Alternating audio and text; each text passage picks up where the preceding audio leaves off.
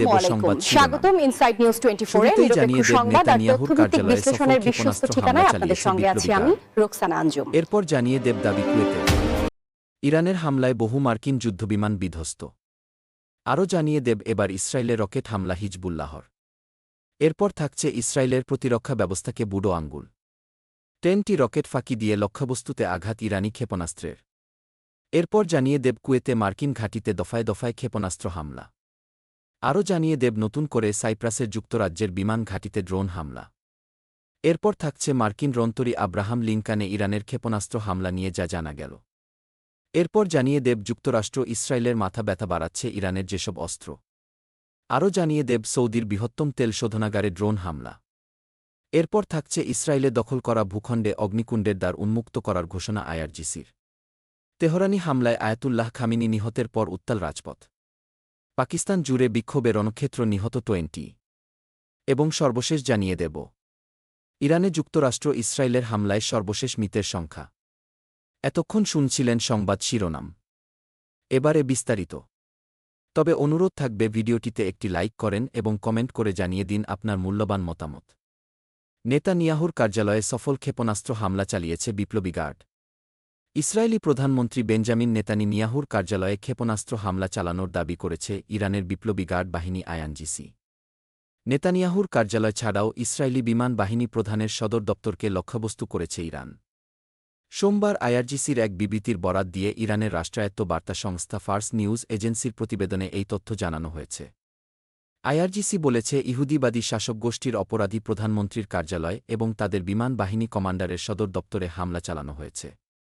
নেতানিয়াহুর কার্যালয় ও বিমান বাহিনী প্রধানের কার্যালয় হামলায় ইরানের নিজস্ব প্রযুক্তিতে তৈরি খাইবার ক্ষেপণাস্ত্র ব্যবহার করা হয়েছে বলে বিবৃতিতে জানিয়েছে আইআরজিসি। সূত্র এফপি। দাবি কুয়েতের ইরানের হামলায় বহু মার্কিন যুদ্ধবিমান বিধ্বস্ত। ইরানের হামলায় কুয়েতে বেশ কয়েকটি মার্কিন যুদ্ধবিমান বিধ্বস্ত হয়েছে। দেশটির প্রতিরক্ষা মন্ত্রণালয়ের বরাতে সোমবার 2 মার্চ এক প্রতিবেদনে এ তথ্য জানিয়েছে আল জাজিরা। বিমানগুলো বিধ্বস্ত হলেও সব ক্রু সদস্য নিরাপদ আছেন বলে জানিয়েছে প্রতিরক্ষা মন্ত্রণালয়।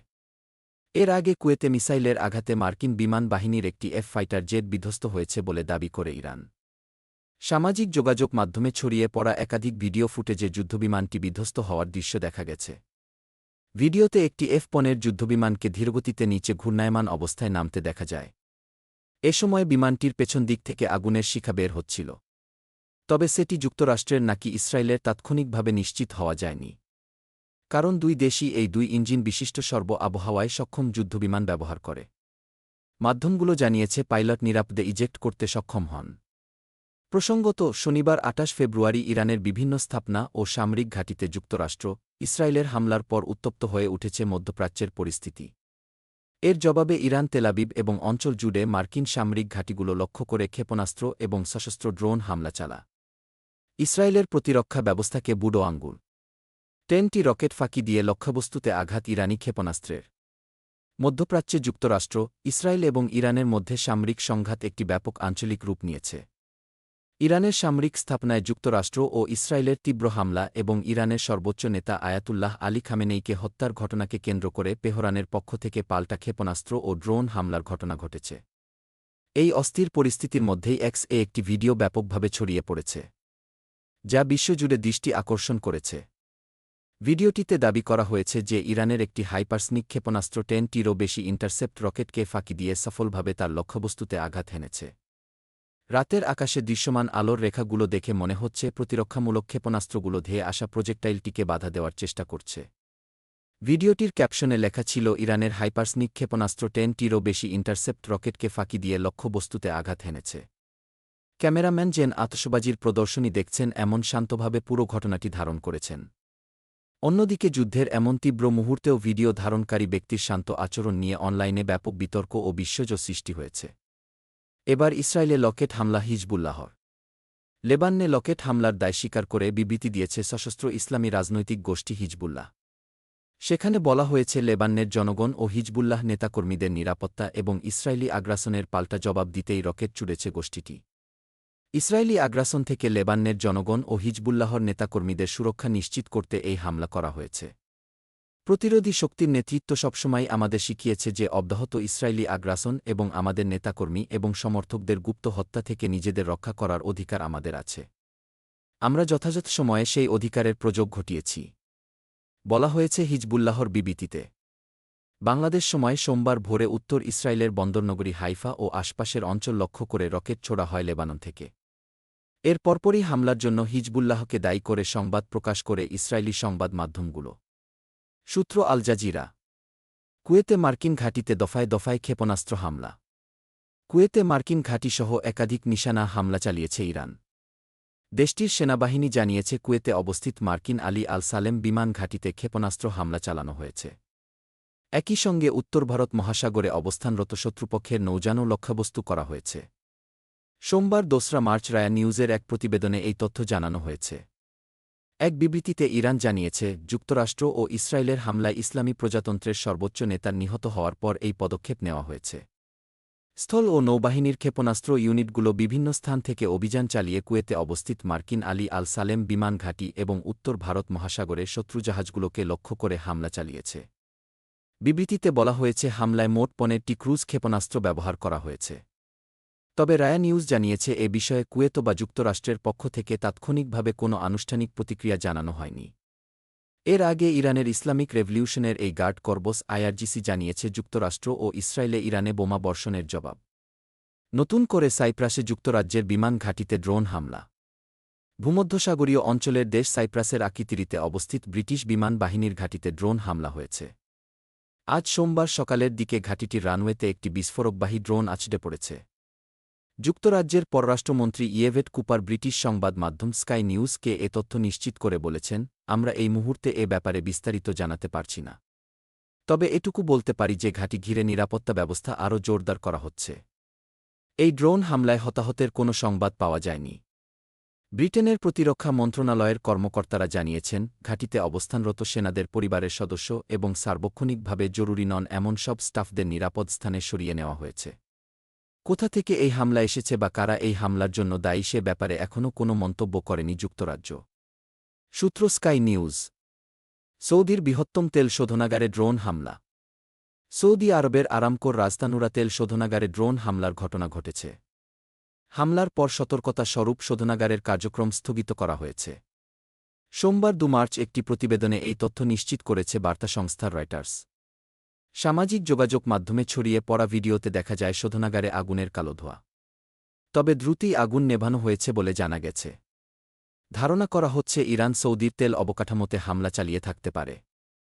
সৌদি আরবের রাষ্ট্রীয় তেল জায়ান্ট আরামকোর একটি শিল্পসূত্র জানিয়েছে, ইরানে মার্কিন ইসরায়েলি হামলার প্রতিক্রিয়ায় তেহরান সমগ্র অঞ্চলে হামলা শুরু করার পর রাজতানুরা তেল শোধনাগার ড্রোন হামলা হয়। হামলার পর শোধনাগারটি বন্ধ করে দেওয়া হয়েছে। উল্লেখ্য, উপসাগরীয় উপকূলে অবস্থিত মধ্যপ্রাচ্যের বৃহত্তম আরামকোর রাজতানুরা তেল শোধনাগারে তেল শোধন করা হয় এবং এটি সৌদির অপরিশোধিত তেলের জন্য একটি গুরুত্বপূর্ণ রপ্তানি টার্মিনাল। মার্কিন রণতরী আব্রাহাম লিঙ্কনে ইরানের ক্ষেপণাস্ত্র হামলা নিয়ে যা জানা গেল। সমুদ্রের দানব খ্যাত মার্কিন রণতরী ইউএসএস আব্রাহাম লিঙ্কনে ব্যালিস্টিক ক্ষেপণাস্ত্র হামলা চালিয়েছে বলে দাবি করেছিল Islamic revolutionary guard corps IRGC. তবে সেটি মিথ্যে বলে উড়িয়ে দিয়েছে যুক্তরাষ্ট্র। তুরস্কের গণমাধ্যম আনাদালু এজেন্সি জানিয়েছে, মার্কিন সেন্ট্রাল কমান্ড সেন্টকম সেই দাবি অস্বীকার করেছে। আইআরজিসি দাবি করে তারা ওই রণতরীকে লক্ষ্য করে 4টি ব্যালিস্টিক ক্ষেপণাস্ত্র নিক্ষেপ করেছে। তাদের বক্তব্য, মার্কিন বাহিনীর বিরুদ্ধে হামলার নতুন পর্যায়ে প্রবেশ করেছে এবং স্থল ও সমুদ্র ক্রমশ সন্ত্রাসী আগ্রাসীদের কবরস্থানে পরিণত হবে। সেন্টকম এ দাবি প্রত্যাখ্যান করে জানায়, ক্ষেপণাস্ত্রগুলো লিঙ্কানের কাছাকাছিও পৌঁছাতে পারেনি। তারা বলছে, রণতরীটি ইরানের বিরুদ্ধে হামলায় সমর্থন দিতে বিমান উড্ডয়ন অব্যাহত রাখছে। শনিবার শুরু হওয়া যুক্তরাষ্ট্র ইসরায়েলের যৌথ অভিযানের দ্বিতীয় দিনে এই পাল্টাপাল্টি দাবি সামনে আসে। ওই হামলায় ইরানের সর্বোচ্চ নেতা আয়াতুল্লাহ আলী খামেনহি সহ বেশ কয়েকজন জ্যেষ্ঠ ইরানি কর্মকর্তা নিহত হন। এর জবাবে তেহরান মার্কিন স্থাপনা ও উপসাগরীয় দেশগুলোকে লক্ষ্য করে ড্রোন ও ক্ষেপণাস্ত্র হামলা চালিয়ে যাচ্ছে। যুক্তরাষ্ট্র ইসরায়েলের মাথা ব্যথা বাড়াচ্ছে ইরানের যেসব অস্ত্র। যুক্তরাষ্ট্র ইসরায়েলের আগ্রাসনের জবাবে মার্কিন ঘাঁটিগুলোতে হামলা চালাচ্ছে ইরান। একের পর এক এই হামলার পর প্রশ্ন উঠেছে, ইরান কী ধরনের সামরিক সক্ষমতা এখনও মজুদ রেখেছে এবং কী ধরনের অস্ত্র করছে তা নিয়ে আন্তর্জাতিক গণমাধ্যমগুলোতেও চলছে বিশ্লেষণ। ইরানের শক্তি ক্ষেপণাস্ত্র ভাণ্ডার। প্রতিরক্ষা বিশ্লেষকদের মতে মধ্যপ্রাচ্যের সবচেয়ে বড় ও বৈচিত্র্যপূর্ণ ক্ষেপণাস্ত্র ভাণ্ডার রয়েছে ইরানের। কিছুটা পুরনো প্রযুক্তির হলেও দেশটির হাতে অনেক ব্যালিস্টিক ও ক্রুজ মিসাইল রয়েছে। এসব ক্ষেপণাস্ত্র বহু দূরের লক্ষ্যবস্তুতেও আঘাত হানতে পারে। স্বল্প পাল্লার ক্ষেপণাস্ত্র কাছাকাছি থাকা লক্ষ্যবস্তুতে দ্রুত আঘাত হানার জন্য ইরানের হাতে রয়েছে 150 থেকে 800 কিলোমিটার পাল্লার ব্যালিস্টিক ক্ষেপণাস্ত্র।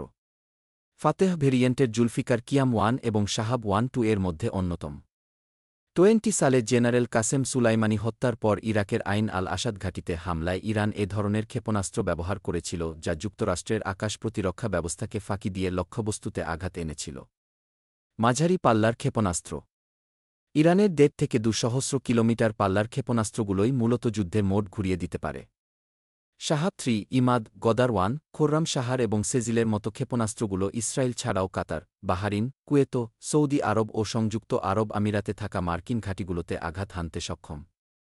বিশেষ করে সলিড ফুয়েলের সেজ্জিল দ্রুত মোতায়েন করার উপযোগী হওয়ায় এটি ইরানের পাল্টা হামলার অন্যতম প্রধান হাতিয়ার।